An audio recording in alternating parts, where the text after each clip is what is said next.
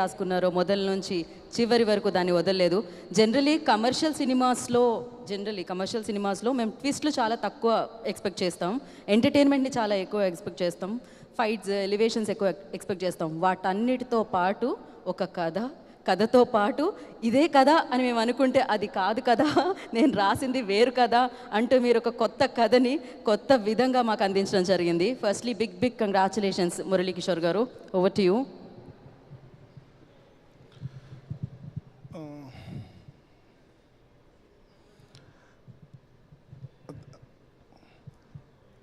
మొన్న కూడా సార్ అందరికీ థ్యాంక్ యూ, మీడియా అందరికీ thank you.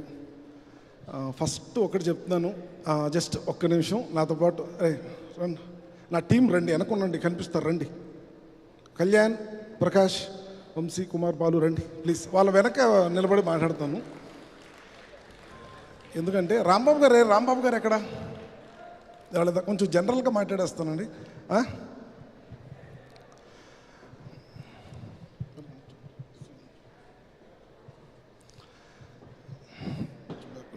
Ready sir, ready sir. Vamshi గారు thank you so much sir.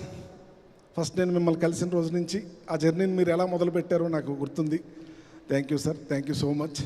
And నాకు సార్కి అంటే ఇంక నేను ఏం చెప్పాలంటే, నేను ఎలా నా స్టేట్ ఆఫ్ ఫీలింగ్ ఏంటంటే, యుద్ధమే కాదండి, సక్సెస్ కూడా ప్రశాంతంగా సెలబ్రేట్ చేసుకుంటున్నా.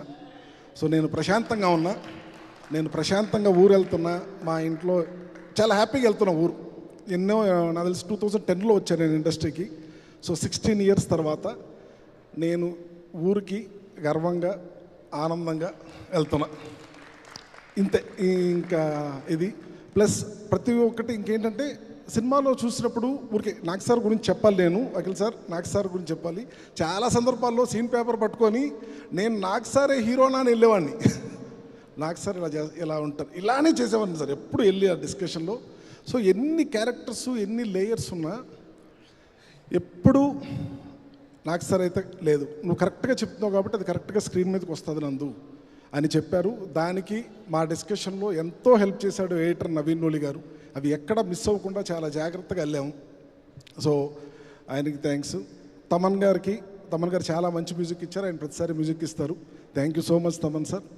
అండ్ బ్రిట్టో అసలు ఇంకా బ్రిట్టోకి నాకు ఉన్న ర్యాపో అది చాలా మంచి ర్యాపో సార్. సో ప్రతి ఆర్టిస్ట్కి master thank you so much. Master song చేస్తుంటే పరిగెట్టుకుంటూ వెళ్ళి మాస్టర్ సేమ్ సెటప్లో ఒక రియాక్షన్ ఉంటుంది, అంటే సార్ ఎప్పుడు ఏదో ఒకటి వస్తారంటుంటుంది. ఎందుకంటే అన్ని లేయర్స్, ఒక్కొక్క సీను 3 perspectives ఉంటాయి. ఫైట్ జరుగుతుంటే పరిగెట్టుకుంటూ వెళ్ళిపోతాం, మళ్ళీ వాడిని ఇటు పెడతాం. మీరు కూడా ఎన్నోసార్లు 3:30, 4 o'clock కూడా శివాజీ సార్, బ్రహ్మాజీ సార్ 3:34 అసలు మనం ఉదయం వెళ్తే నెక్స్ట్ రోజు పొద్దునే వచ్చేవాళ్ళం చాలా రోజులు. అది thank you everyone. And Akhil గారు 9 o'clock సార్ కాల్ షీట్ అంటే 9:05కి వస్తానంటే 5 నిమిషాలు లేట్ అవడం కోసం ఆయన ఇంత పెద్ద మెసేజ్ పెడతారు, సారీ నందు 5 minutes లేట్ అవుతుందని. అంత పంక్చువల్గా, అంత డెడికేటెడ్గా ఈరోజు మీ స్లాంగ్ గురించి అది చెప్తున్నారంటే సార్ అది కంప్లీట్లీ మీ డెడికేషన్ సార్. ఎన్నో విని షూట్లోనే 90% చేశారు. అండ్ భాగ్యశ్రీ కొంచెం నవ్వు, ఇంకా టెన్షన్ లేదు, ఇంకా అసలు ఏ టెన్షన్ లేదు. అది Eshwari ma'am thank you so much. So ఇక్కడ అందరికీ thank you so much. And first నేను స్టేజ్ మీద ఖచ్చితంగా థ్యాంక్ యూ ఒక ముగ్గురికి చెప్పాలి. అది వచ్చి నా ఫ్రెండ్ విఎంఆర్, నాని గారు అండ్ రూపక్.